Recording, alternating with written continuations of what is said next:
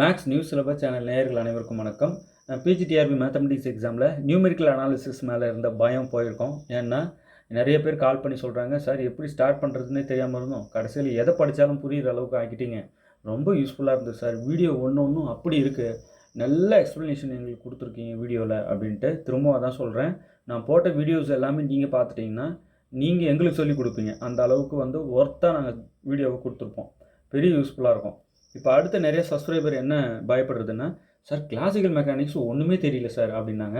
இப்போ அது மேலே இருக்கிற மொத்த பயத்தையும் போக்கி ஆகும். ஏன்னா அதில் நிறைய தியரி இருக்குது. தியரி நம்ம இப்போ சயின்ஸ் பாடம் அது.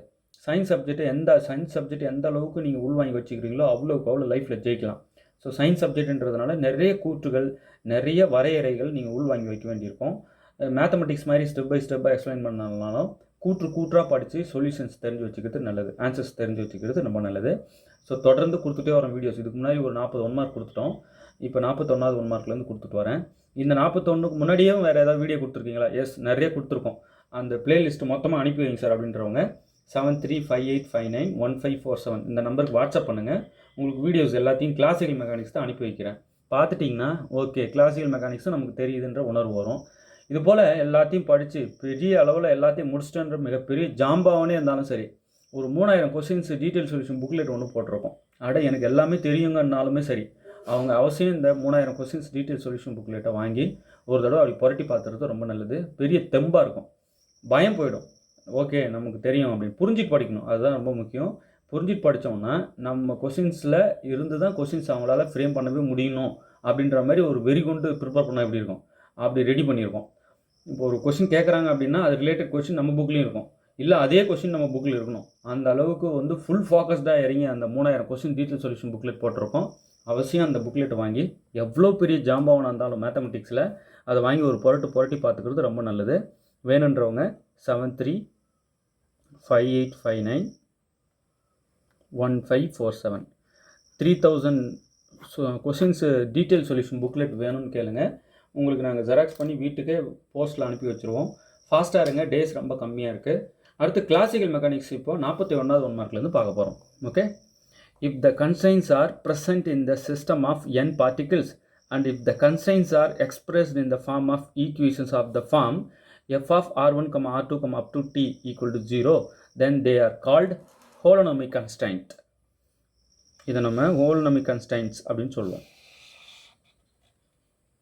மார்னிங் எழுந்ததும் ஃபஸ்ட்டு நீங்கள் கையில் எடுக்கிற பாடம் கிளாசிக்கல் மெக்கானிக்ஸாக இருக்கணும். ஏன்னா எல்லாமே கூற்றுகள் மனசில் உட்காரணும். அதுக்காக எல்லாமே ரிசல்ட்ஸ், எல்லாமே டெஃபினிஷன்ஸ், எல்லாம் ஒரு அறிவியல் வரையறைகள் மனசில் நிற்கணுன்னா மார்னிங்கில் இருந்து படிச்சிங்கன்னா அப்படியே பளிச்சுன்னு மனசில் பதிஞ்சிடும்.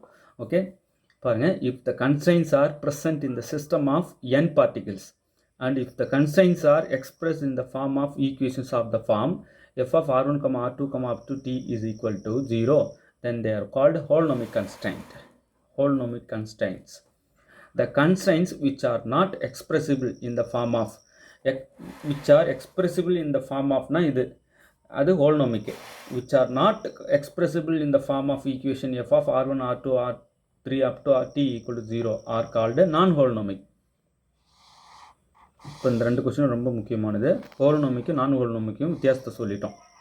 ஓகே, தெளிவாக ஒவ்வொன்றுக்கும் இந்த மாதிரி புரிஞ்சுன்னு படிச்சிங்கன்னா உங்களுக்கு குழப்பத்தை ஏற்படுத்தாது, கன்ஃபியூஷன் உருவாகாது. ஓகே, இதில் if the constraints are present in the system of n particles and if the constraints are expressed, constraints எப்படி எக்ஸ்பிரஸ் பண்ணுறாங்க, in the form of equations of the form. இப்போ கன்ஸ்ட்ரெயின்ஸை இந்த மாதிரி எக்ஸ்பிரஸ் பண்ணியிருந்தாங்கன்னா அதை ஹோலோனாமிக் கன்ஸ்ட்ரெயின்ஸ்னு சொல்லுவோம். இந்த மாதிரி எக்ஸ்பிரஸ் பண்ணாததை நம்ம என்ன சொல்லுவோம்னா நான் ஹோலோனாமிக் கன்ஸ்ட்ரெயின்ஸ் அப்படின்னு சொல்லுவோம். ஓகே, அடுத்து பாருங்கள். For a conservative system generalised force may have the dimension of torque. Sir mathematics மாதிரி இது ஸ்டெப் பை ஸ்டெப்பாக எக்ஸ்பிளைன் பண்ணுங்களா சார்? மேக்ஸ் தான் அப்படி பண்ண முடியும், சயின்ஸ் பண்ண முடியும். இதெல்லாம் முக்கியமான கூற்றுகள் உள்ளே வாங்கி வைக்க ப்ராப்ளம் கேட்பாங்க. ப்ராப்ளம் போட்டிருக்கேன் கிளாசிக்கல் மெக்கானிக்ஸில், பார்த்துருப்பீங்க. இன்னும் ப்ராப்ளம்ஸ் கொஞ்சம் வச்சுருக்கேன், கொடுக்க போகிறேன். நிறைய ப்ராப்ளம்ஸும் அப்லோட் பண்ணிட்டேன், போய் பாருங்கள். இன்னும் கொடுக்காமலும் விட மாட்டேன். ஸோ தியரி கண்டென்ட் முதல்ல கொடுத்துட்டோம்னா நான் எதை பேசினாலும் ப்ராப்ளம்ல உங்களுக்கு புரியும், இல்லைனா கண்ணை கட்டி காட்டில் விட்ட மாதிரி இருக்கும் இல்லைங்களா? For a conservative system generalised force may have the dimension of torque. Okay, அடுத்து பாருங்க, ரொம்ப முக்கியமானது, the time rate of change of angular momentum of a particle is equal to the torque q.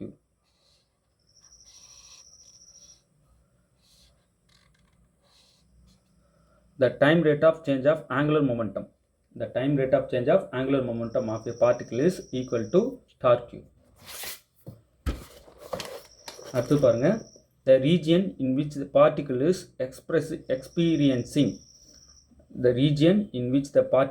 experiencing a conservative force is called as conservative force field.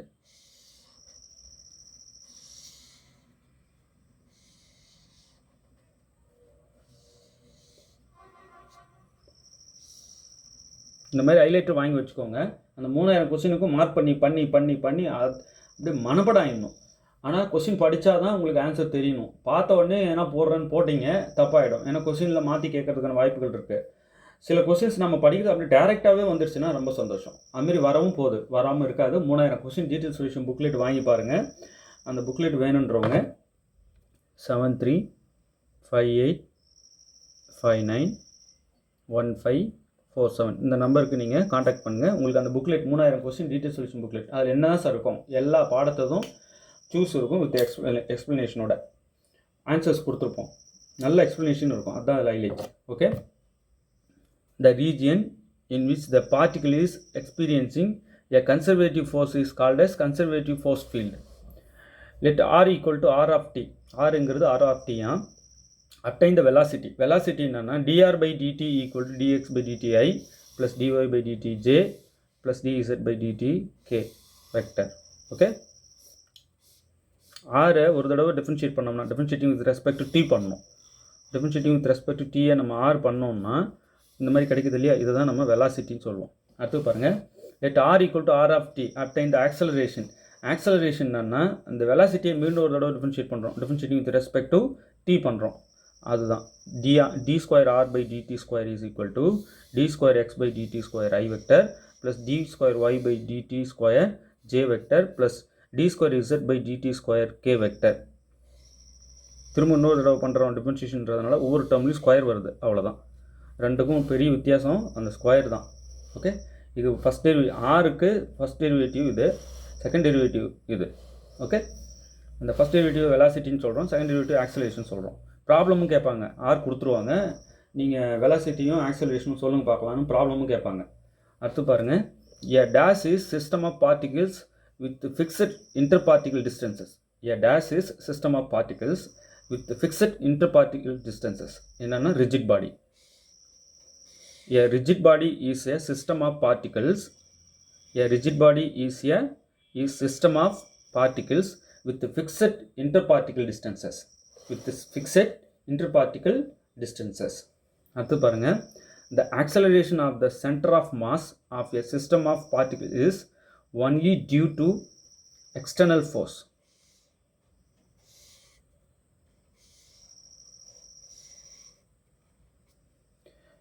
இது நீங்கள் தொடர்ந்து notes எடுத்துகிட்டே வந்தீங்கன்னா ரொம்ப சந்தோஷம். எடுக்காமல் வந்துட்டாலும் வருத்தப்பட வேணாம். ஒரு 300 400 இல்லை ஒரு 200 கொஸ்டின்ஸ் வரும்போது கூட உங்களுக்கு கொடுத்துட்றேன். எல்லாம் 200 கொஸ்டின்ஸ் பார்த்துட்டீங்க கிளாசிக்கலில் மட்டுமே, என்ன எந்த அளவுக்கு ஒர்த்தாக இருக்கும் பார்த்துக்கோங்க. Okay, the acceleration of the center of mass of a system of particles is only due to external forces. Morning எழுந்ததும் தினமும் இதை படிக்கணும். நிறைய பேர் என்கிட்ட சொன்னது என்னென்னா, சார் நீங்கள் வீடியோவில் ரீட் பண்ணுறதை அப்படியே ப்ளே பண்ணி விட்டு படுத்துக்கோங்க சார். அப்படியே காலையிலாம் ஏந்து உங்கள் வீடியோ ப்ளே பண்ணி விட்டு தான் சார் வீட்டு வேலைகளே செய்கிறது. அதில் ரீட் பண்ணுறதெல்லாம் அப்படியே எங்கள் மனசில் பதிஞ்சிது சார் அப்படின்னு சொல்லியிருந்தாங்க. ரொம்ப சந்தோஷம் சார். மார்னிங் எழுந்ததுமே கிச்சனில் உங்கள் வீடியோ ப்ளே பண்ணி விட்டுருவோம் அப்படின்னு சொல்கிறாங்க. ரொம்ப சந்தோஷமாக இருந்தது கேட்கவே. நீங்கள் வேலைக்கு போகணுன்றது தான் எங்களோட கனவு. நிச்சயம் அந்த கனவு நிறைவேற நான் இறைவனை வேண்டிக்கிறேன்.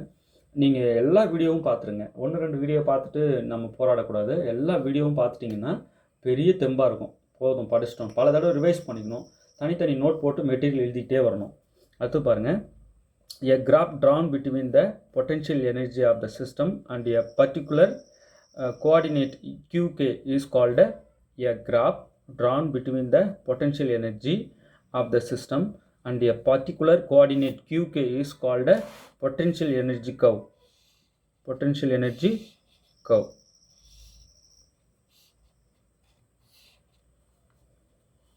Particular coordinate qk is called a potential energy curve.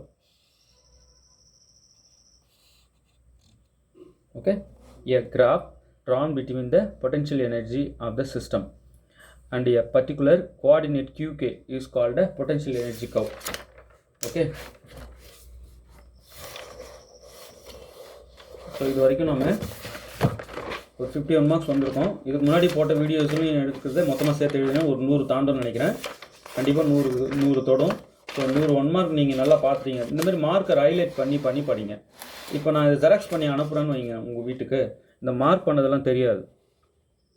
Mark பண்ணது ஜெராக்ஸில் வராது. கலர் ஜெராக்ஸ் போட்டால் தானே வரும்.